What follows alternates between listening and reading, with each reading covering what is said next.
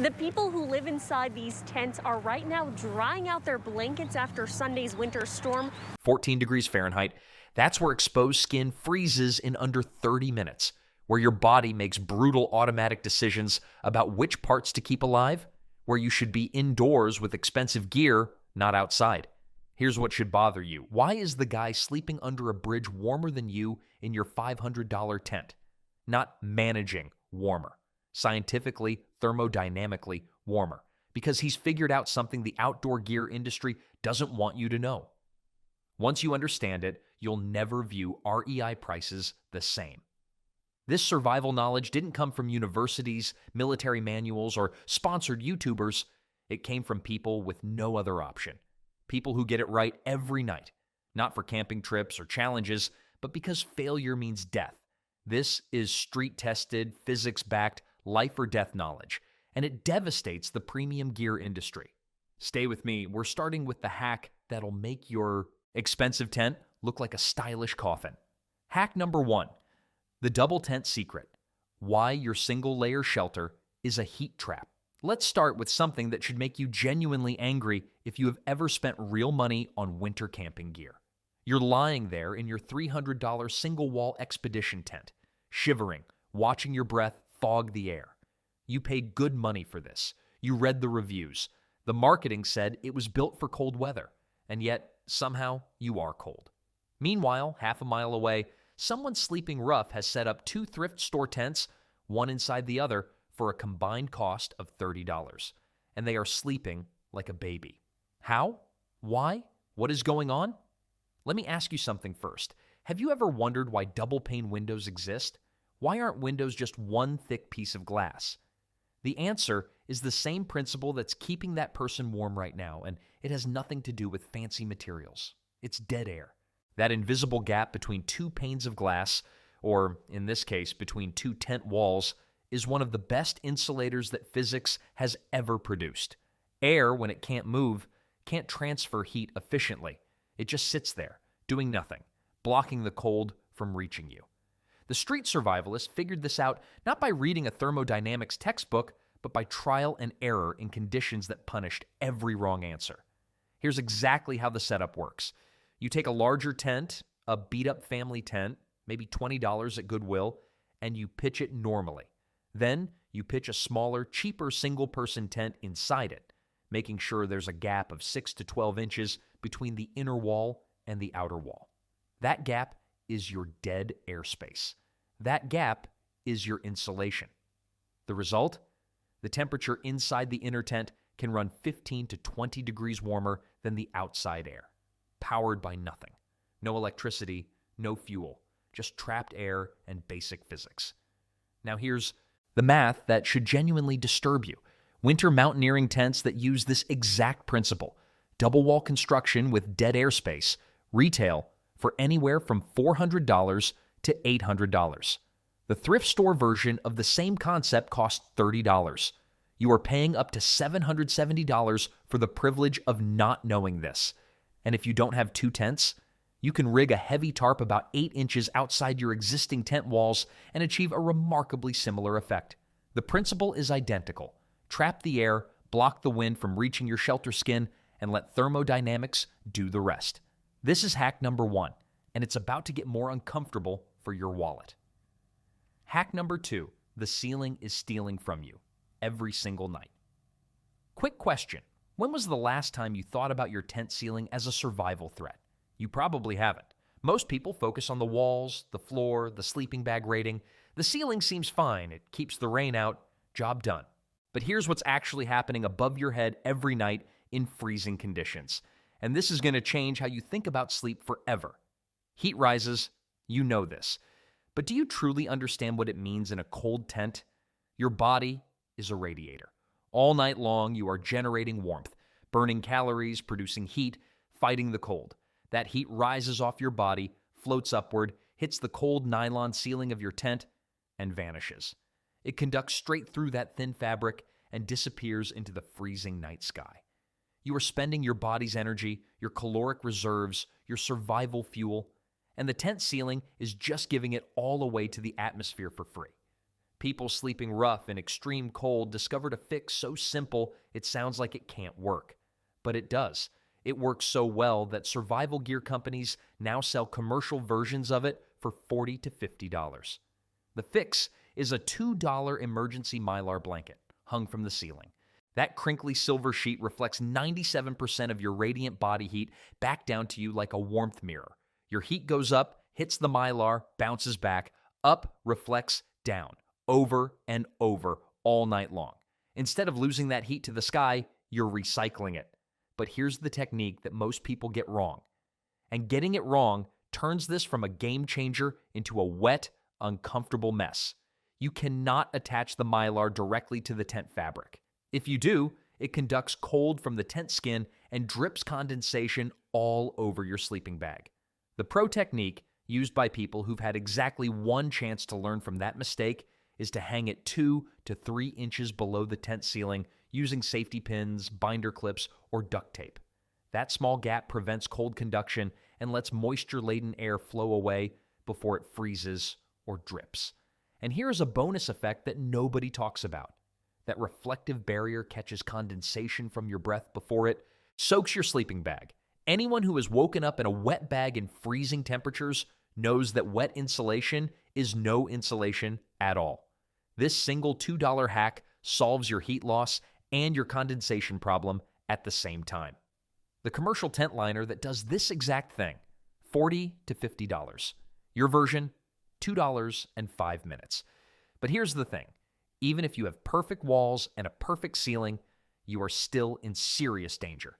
Because the real enemy, the one that kills people who get everything else right, is directly underneath you. Hack number 3. The ground is trying to kill you. And cardboard is the antidote. This is the one that catches experienced campers off guard. This is the one where people with good sleeping bags and good tents still end up in dangerous situations, and they can't figure out why. The ground pulls heat from your body 25 times faster than the air does. Read that again 25 times. The air outside your tent might be 14 degrees, and it's dangerous. The frozen ground you're lying on is pulling heat out of you at 25 times that rate. You could be in the most expensive sleeping bag money can buy. And if you're lying directly on frozen earth, that bag is slowly losing the battle. So what do you do when you cannot afford a $50 thermal foam sleeping pad? You go to the back of a grocery store or an appliance warehouse and you ask for their cardboard boxes. Specifically, you want refrigerator boxes, the thick-walled giants that appliance stores throw away every single day for free. 4 to 6 layers of flattened cardboard between you and the ground can literally save your life. Here's why, and this is the part that surprises people who assume cardboard is a desperation measure rather than a physics solution. Look closely at a piece of corrugated cardboard. Those tiny channels running through the middle, each one is a tunnel of trapped air, an insulating air pocket. In thermal terms, cardboard provides an R value of roughly 2 per inch, remarkably similar to the closed-cell foam pads that outdoor retailers sell for $40 to $60. The difference is that cardboard is free, everywhere, always. But here's the technique that separates people who've done this from people who haven't. Layer the cardboard with alternating orientations. One layer runs north-south, the next runs east-west. This creates a matrix of strength, so when your body weight compresses the cardboard, the perpendicular layers support each other and maintain those critical air pockets instead of crushing flat. And here's the catch that will end you if you ignore it. Wet cardboard is worthless. Moisture destroys its insulating properties almost instantly. The fix is simple. Lay a plastic sheet or even trash bags over your top cardboard layer before your sleeping pad goes down. The plastic creates a moisture barrier that keeps your body sweat and the ground's dampness from wicking into the cardboard.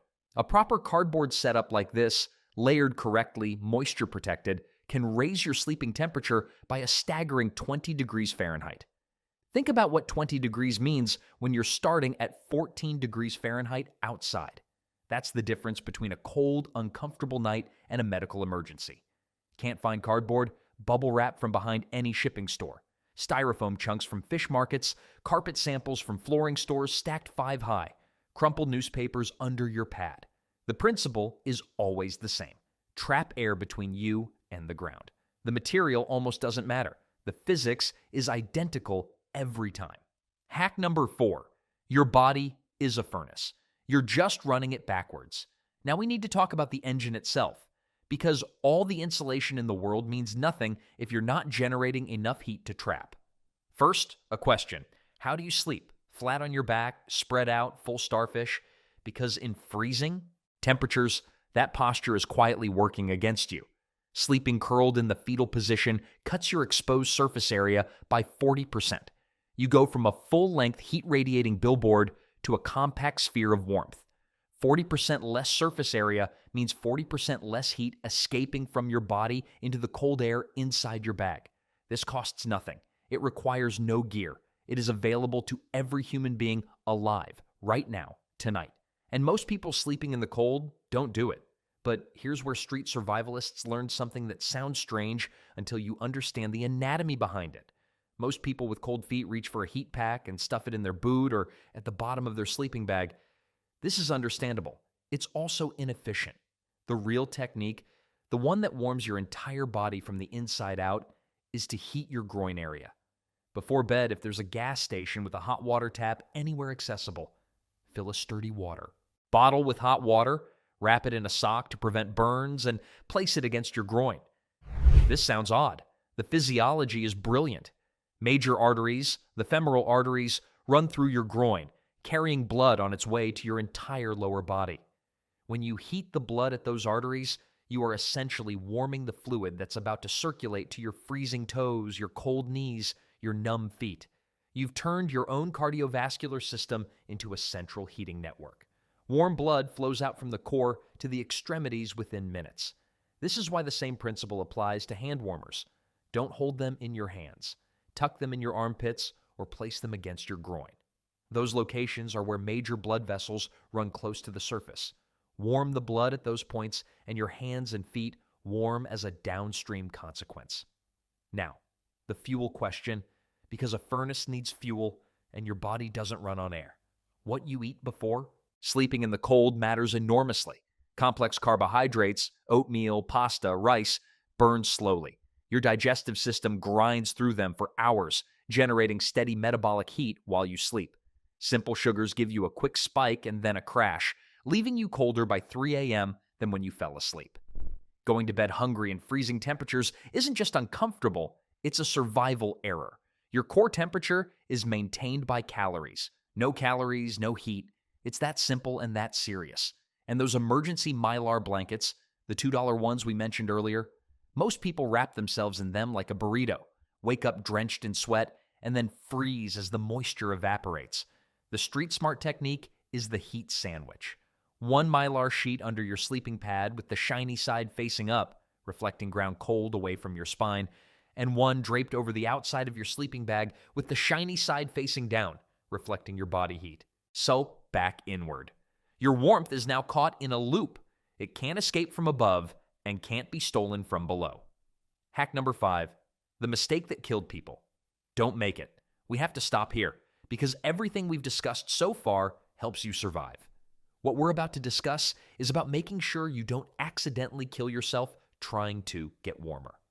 Every winter, headlines appear about people, campers, hikers, people sleeping rough, who brought a heat source into their tent, fell asleep warm, and never woke up. Carbon monoxide, colorless, odorless, produced by any combustion source, propane heaters, gas stoves, charcoal, even candles in large quantities. In an enclosed space like a tent, it accumulates silently. You feel warm, you feel sleepy, and then you don't feel anything at all. This is not a rare edge case. This kills people every single year. And the terrifying part is that you feel comfortable right up until you don't. So what are the safe options? Candle lanterns have been used for generations by people who understand their limitations. A single candle produces very little combustion output, enough to raise tent temperature slightly and provide psychological warmth, but not enough to build up lethal concentrations if there's even basic ventilation. The terracotta pot trick is genius in its simplicity. Place several tea light candles inside a clay flower pot. The ceramic absorbs heat from the flames and radiates it slowly and gently outward for hours, acting like a thermal battery rather than an open flame. The heat output is gentle, steady, and the reduced flame exposure lowers combustion output significantly. Chemical hand warmers stuffed in a sock and hung from your tent ceiling. No flame, no fumes, just chemistry producing warmth for up to 8 hours. Battery-powered heated blankets charged during the day at a library or coffee shop are genuinely revolutionary for zero fume warmth. The power bank charges for free. The blanket runs all night. No combustion, no risk, and propane heaters in a sealed tent? Not sometimes dangerous, not risky if you're careful. A death sentence. If you must use any fuel-burning heat source in a tent, you crack that tent open for ventilation. Being cold is deeply uncomfortable. Breathing cold air is survivable. Carbon monoxide is not. Hack number 6, protecting the extremities, and the danger window nobody talks about. Here's a human biology fact that changes how you approach a cold night. Your body, when it senses your core temperature dropping, automatically restricts blood flow to your fingers and toes. It's not malfunction, it's survival priority. Your heart and lungs are essential. Your fingers are optional in the brutal calculus of hypothermia response. Your body will sacrifice your extremities to keep your vital organs warm. This happens automatically, without your permission, and it happens faster than you think. Frostbite can begin in as little as 30 minutes at severe sub-zero temperatures. And frostbite is not just painful, it's permanent. Mittens always beat gloves. This isn't preference, this is physics. Inside a mitten, your fingers can press against each other and share warmth, essentially creating a microclimate with their combined body heat. Inside a glove, each finger is isolated in its own cold pocket. Mittens feel less dexterous because they are, and that's fine because you're not operating machinery at 2 a.m. You're sleeping. The vapor barrier sock system sounds complicated and is actually 3 things you probably own. A thin liner sock, a plastic bag, grocery bags work perfectly, and a regular wool sock over the top. The plastic layer traps moisture and heat against your skin. Yes, your feet feel slightly damp, but they stay warm. Dry and cold is far more dangerous than damp and warm when you're fighting hypothermia. Tuck your hands between your thighs before sleeping. Your large leg muscles generate enormous amounts of metabolic heat. They are natural hand warmers that you are ignoring every night. Cover your head. A balaclava, a beanie pulled over your ears and neck. Your head and neck act like an uncapped chimney, allowing up to 40% of your total body heat to escape. 40%. Covering that one area patches nearly half your total heat loss in a single move. And now, the piece of knowledge that street survivalists have figured out through the hardest possible experience and that almost nobody in conventional survival circles teaches correctly. Your body temperature hits its lowest natural point between 2 a.m. and 4 a.m. This is not a reaction to the cold. This is your circadian rhythm, the biological clock your body runs on regardless of the weather. Between 2 a.m. and 4 a.m., your core temperature drops naturally as part of the deepest phase of your sleep cycle. In a warm bed indoors, this is imperceptible. In a tent, at 14 degrees Fahrenheit, this is the window where people stop waking up. Street survivalists, people who have survived dozens, sometimes hundreds of brutal winters, know this window intimately. Some of them set quiet vibration alarms for 3 a.m., not to wake fully, just enough to wiggle their fingers and toes, 30 seconds of awareness to confirm that sensation still exists in their extremities. If they can still feel everything, they go back to sleep. If something feels wrong, they act before it becomes permanent. This is not paranoia. This is knowledge bought at enormous cost. And now you have it for free. Hack number 7, timing the sun, the final piece of the system. There's one last element to this survival system that pulls everything together. And it's the one that requires no gear, no money, and no preparation. Just awareness. The sun rises, and within the first hour of daylight, the temperature inside a tent can jump 30 degrees Fahrenheit as sunlight hits the fabric. And the shelter acts like a greenhouse. That natural warming happens every single morning, reliable as clockwork. People sleeping rough in extreme cold have learned to work with this rhythm rather than fight it. During the most dangerous hours, the freezing darkness between midnight and 4 a.m., many stay in a semi-alert state. Not fully awake, but not in the deepest, most vulnerable sleep either. They save their deepest, most restorative sleep for the dawn window, when natural warmth is rising and the thermal threat is retreating. This is not insomnia. This is biological intelligence adapted to environmental reality, and it is available to anyone who understands the pattern. Here's what we just went through, and I want you to feel the full weight of it. A thrift store double tent setup for $30 outperforms a $500 expedition shelter. A $2 Mylar blanket hung from your ceiling recovers heat that your $300 sleeping bag was bleeding into the sky. Free cardboard from the back of an appliance store provides ground insulation with an R value that competes directly with $50 foam pads. The hot water bottle against your groin is more effective at warming your feet than any electric foot warmer you can buy. And the timing of your sleep cycles, the positioning of your body, the direction you orient your cardboard layers, all free, all available, all more effective than most people's paid solutions. This knowledge exists because it had to exist. It was developed by people who were not allowed the luxury of being wrong. People who tested these techniques under real conditions with real consequences, not on a sponsored weekend in the mountains, but on ordinary streets in ordinary winter storms, with no backup plan and no gear drop. The outdoor industry has done something quietly remarkable. It has convinced millions of people that survival is a product, that warmth is a purchase, that safety in the cold is something you can acquire if you spend enough money. The people who have mastered these $30 hacks are living proof that this is false. Physics doesn't care what you paid. Thermodynamics doesn't check your receipt. Dead airspace insulates whether it cost you $300 or $30. Your body generates the same heat whether you're in a designer sleeping bag or a thrift store setup. The only question is how cleverly you trap it. The next time you walk past someone sleeping rough in the dead of winter, the instinct might be to pity them, to assume they're suffering, clueless, helpless. But there's a real chance that person has figured out more about staying alive in the cold than most survival experts with full gear sponsors ever have. They know where the danger window is. They know why the ground is more dangerous than the air. They know how to trap heat with nothing but air and physics and intelligence. They know things that could save your life. Now you know them too.